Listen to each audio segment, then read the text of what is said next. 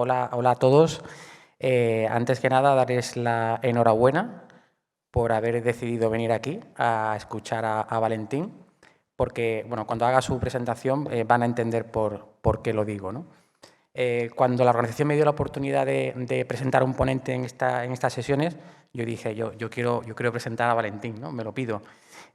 Tuve la oportunidad muy recientemente de escucharle, de entender qué es lo que está haciendo allí en Lantic, y la verdad es que es algo realmente interesante la visión, la percepción que tiene de lo que significa la innovación desde una entidad pública, ¿no? Y yo creo que eso es algo que él va a contar hoy, no lo anticipo, pero que de verdad es una buena práctica y es algo bastante interesante de lo que se puede aprender en un evento como este. Por si alguien no le conoce aún, que ya me parece difícil, voy a hacer una breve reseña de quién es Valentín. Es impresionante, ¿no? Es licenciado en Ciencia con honores en Informática, tiene varios másteres universitarios en Dirección y Administración de Empresas, Innovación y Transformación Digital, máster interuniversitario en Estudios de la Ciencia, la Tecnología y la Innovación y múltiples programas de posgrado en Big Data, Inteligencia Artificial,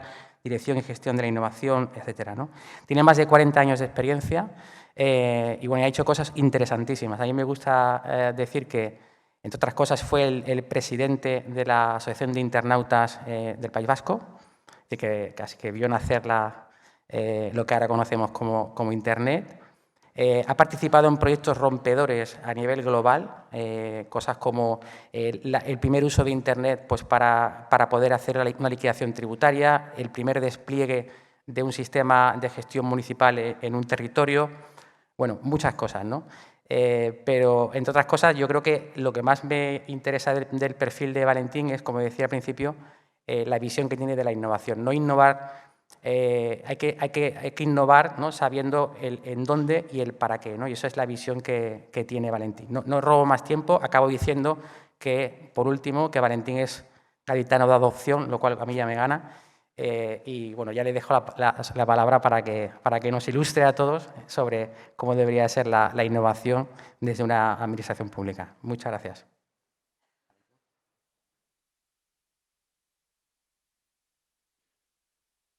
Bueno, pues lo primero de todo, joder, es que ricasco por estar aquí. Muchísimas gracias. Yo no sé si os va a merecer la pena haber tomado esta decisión de haber venido aquí hoy en vez de estar en alguna de las interesantísimas charlas que CENIS, Miguel, el equipo, ¿no? Pues un año más ha conseguido poner aquí este año, ¿no? El perfil de las personas que estamos en este evento pues es un perfil diferente. No somos servidoras y servidores públicos, tenemos esa suerte. Y el trabajo que hacemos pues ya lo conocemos, ¿no? O por lo menos lo conocíamos. Y las dificultades que tiene para ser llevado a cabo, pues entiendo yo que en otros sectores también se producirán, pero desde luego nuestro sector es un sector diferente. Es un sector de sectores, donde lo mismo te estás preocupando del medio ambiente, lo mismo te estás preocupando de activar la economía, lo mismo te estás preocupando de llenar el arca de la recaudación, lo mismo te estás preocupando de hacer obra pública, lo mismo te estás preocupando de un montón de cosas. Un sector de sectores con la mayor parte de la problemática, ¿no? Que se puede tener en la vida real. Bueno, pues lo que voy a intentar contaros es algo más suave de lo que Javier tan amablemente ha dicho. Es el resultado de una visión personal de 40 años.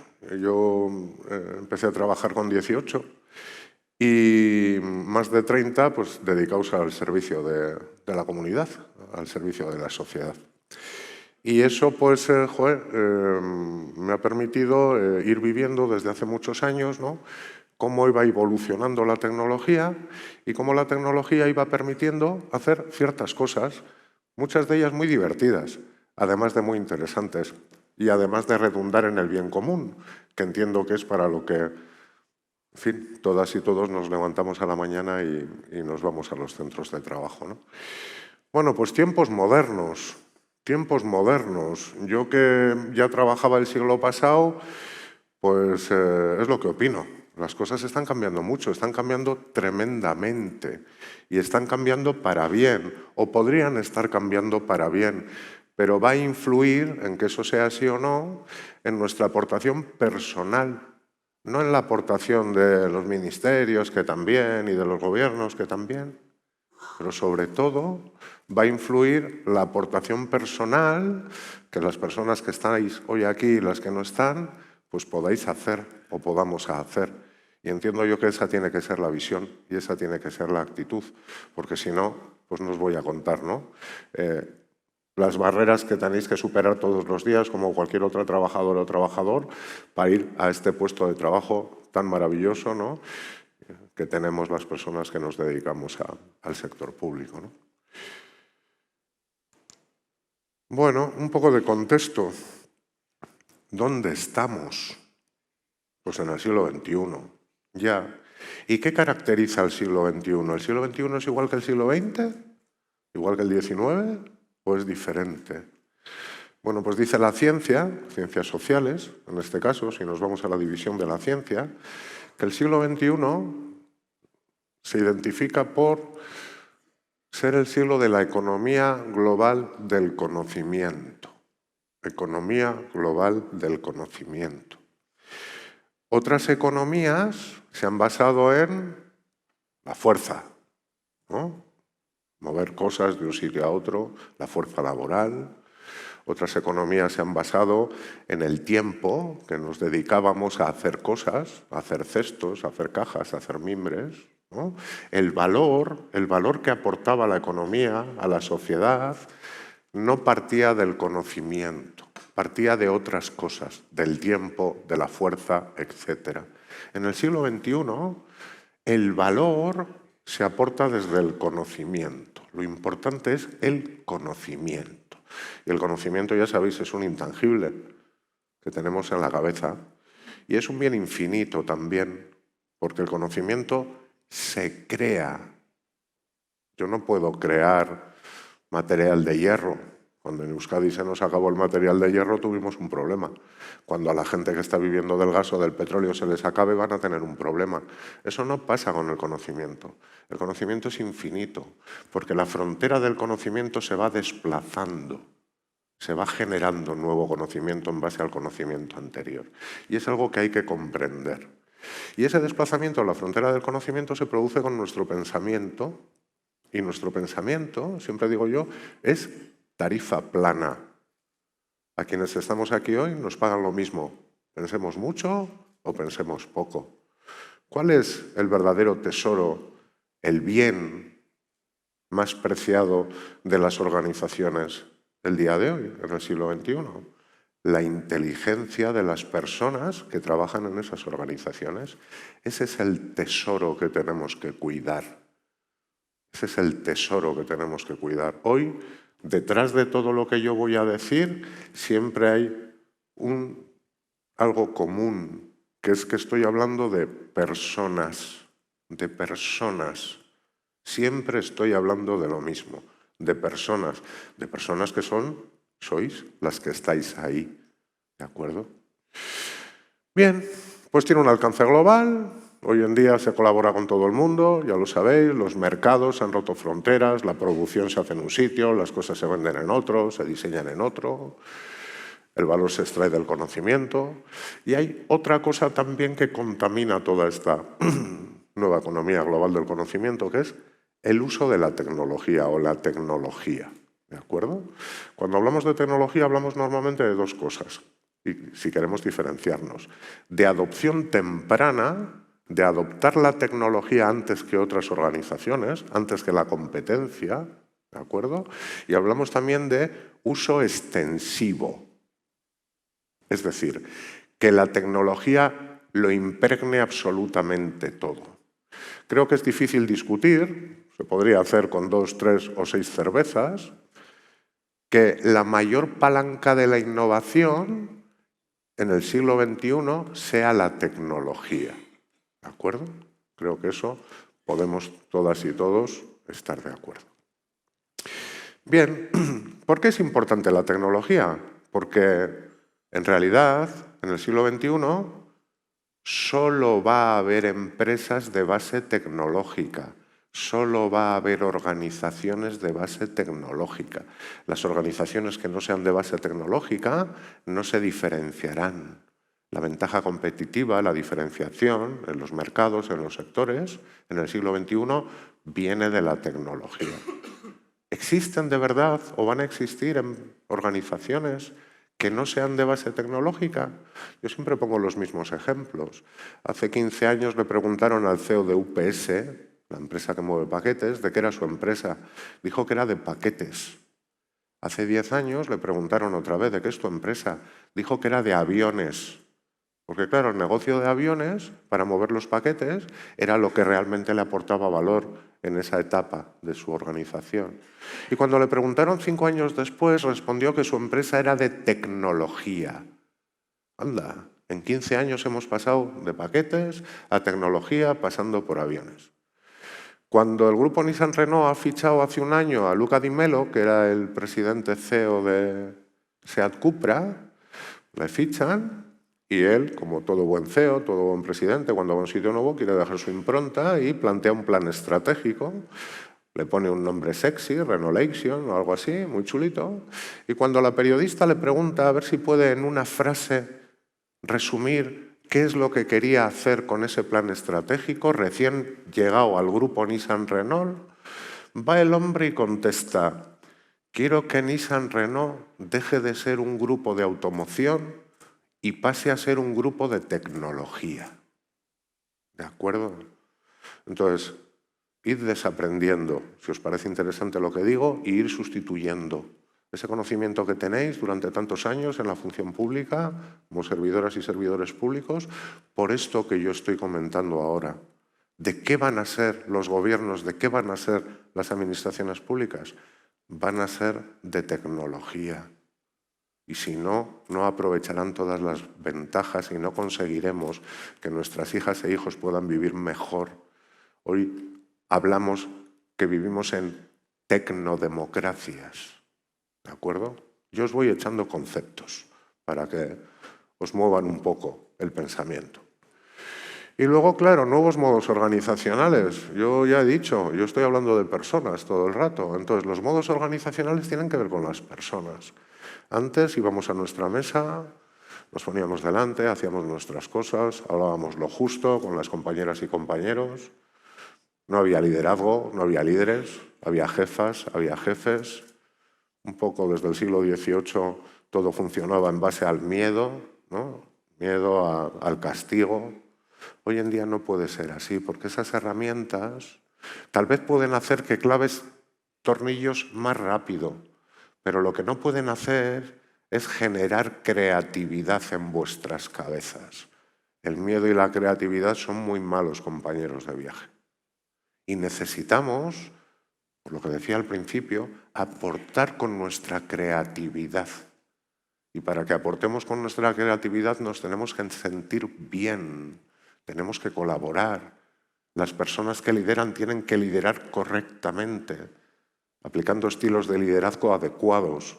Y el liderazgo no tiene que quedar solo en una persona, tiene que ser un liderazgo compartido, lo mismo que las decisiones. Y si no funcionamos así, no vamos a aprovechar las oportunidades del siglo XXI y nos estarán ganando los riesgos, porque el riesgo es no hacerlo y seguir pensando que seguimos en el siglo XX, en el siglo XIX o en el XVIII, con la revolución industrial. Bueno, pues además de todo esto, resulta que hace pocos años, 5, 6, 7, VS se destapa y define la economía de la tecnología. Ya no la economía global del conocimiento, que también, pero como un vertical dentro de esa economía, la economía de la tecnología. Dice, la tecnología genera una nueva economía. La economía del Big Data, la economía de la inteligencia artificial, la economía del blockchain. Genera inclusive nuevos sectores y mercados, como las tecnologías cuánticas, que es lo que están haciendo ahora mismo. Están generando un nuevo sector, con un nuevo mercado. Y vamos, va a haber un montón de dinero moviéndose ahí en los próximos 20 años. 20, 50, 10. No soy capaz de deciros el momento, pero no para de crecer la inversión constante. Y luego también habéis oído lo de la economía del dato, el nuevo petróleo del siglo XXI, el nuevo petróleo del siglo XXI, la economía del dato. Joder, ahí en Euskadi y en Vizcaya tenemos refinerías, ¿no? El petróleo del siglo XX, ¿no? Cada vez que hacen algo, cada vez que aplican valor al producto, recaudamos impuestos. Y con eso hacemos políticas sociales, ¿no? Porque todo tiene que tener sentido y un final, ¿no? Entonces, coño, ahora el siglo XXI es el dato del nuevo petróleo y cada vez que venden nuestros datos, ¿dónde se está tributando? Desde luego en nuestra Hacienda no. Y entiendo que en la Hacienda del régimen común del Estado tampoco. Joder, tanto dinero se está moviendo vendiendo información que no hemos dado permiso para que se venda y eso no está repercutiendo en absoluto en que haya una mejora de la calidad de vida de la gente. Porque no se recauda y entonces no puede haber políticas. La innovación es importante, pero en nuestro sector y en la sociedad en la que vivimos es más importante o tan importante la recaudación. Porque si no, nada tiene sentido. Entonces, joder, qué divertida es la economía del dato, que cuando se transforma el dato, como ¿no? Yo saco mineral del suelo, lo transformo, convierto el crudo en gasolina y todo eso tributa. Pues de esto no tributa nada. Aviso a navegantes. Contexto. ¿Cuál ha sido el viaje de los últimos 25 años en esto de la innovación? Bueno, pues empieza haciendo innovación disruptiva. Y luego se pasa a innovación radical. Eso fue lo que hicimos desde finales del siglo pasado, año 98, en Diputación Foral de Vizcaya. 10 años después, en el 2008, estábamos haciendo innovación radical. ¿Pero qué pasa? ¿No es lo mismo la innovación disruptiva y la innovación radical? Bueno, pues resulta que no, que ya en el 18 creo que fue, una inteligencia artificial se le dio a leer los últimos 17 años de artículos de innovación a una inteligencia artificial. 17 años de artículos de todas las publicaciones. Y llegó a la conclusión de que había dos tipologías de innovación. Innovación disruptiva e innovación radical. Innovación disruptiva, Netflix. Un pequeño equipo de personas, 3, 4, 5, se ponen a enredar, tienen una idea maravillosa, consiguen ponerla en la práctica y atacan los mercados de una manera no de golpe, poco a poco, con la gente que estaba insatisfecha con el blockbuster. Bueno, así hicimos la renta. En mayo del 98 presentamos la campaña de la renta del 97, que fue la primera vez que se utilizó en el mundo Internet para liquidar un impuesto de estas características. Y sucedió en Vizcaya, en Euskadi, en España. Joder, no sucedió en Alemania, ni sucedió en Suiza, ni el año siguiente, en el 99... La renta del 98 en el territorio común, de régimen común, la agencia tributaria lo hizo para un estado de 44 millones de personas, no para un territorio pequeño, laboratorio de 1.200.000, y fue el ejemplo para el resto del mundo. Y conseguimos una disrupción global. ¿Quiénes? ¿Los alemanes? No. ¿Los franceses? No. ¿Los británicos? No. Nosotras y nosotros. Digo esto porque a veces no nos lo creemos de lo que somos capaces. Entonces, me interesa también que reflexionéis. 10 años después, cambiamos, nos fuimos a innovación radical, que el ejemplo es el de Car2Go. ¿Vale? Es cuando Mercedes saca el talonario, pone un montón de dinero, como para una boda, se alía con los mejores socios tecnológicos y ataca el mercado de una manera rupturista en todas las ciudades, con un montón de coches, etcétera, etcétera. ¿De acuerdo? Ya no es un equipo de amigos, poco a poco, aprovechando la rendija, no.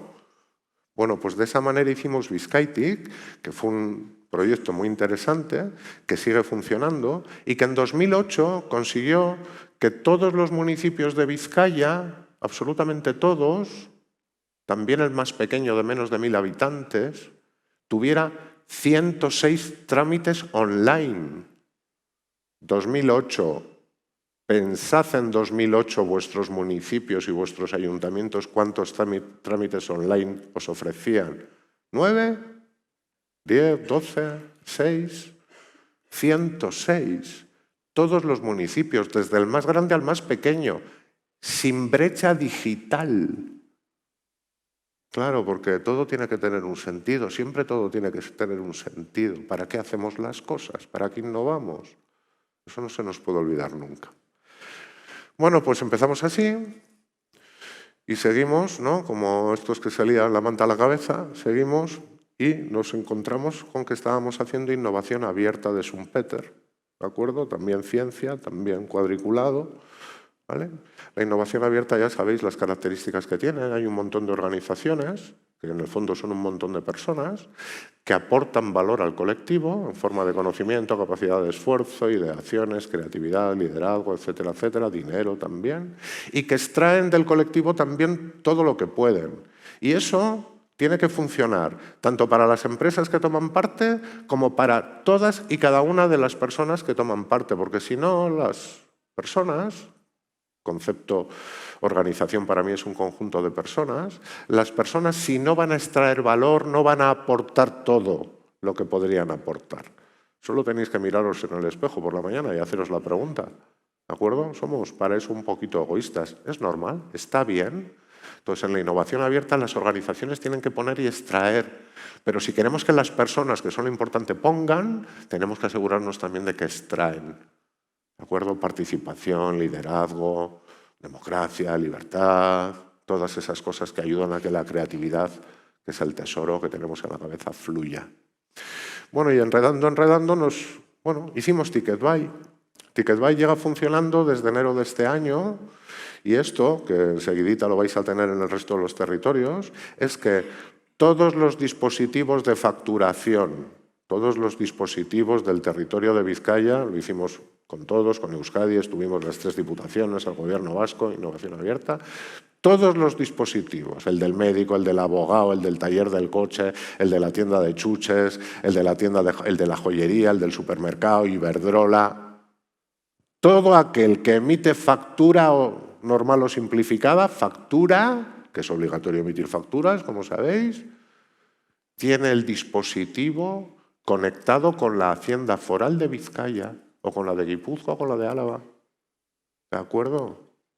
Todo el mundo, por obligación, y cada vez que se genera una factura, automáticamente a la Diputación, a la Hacienda Foral.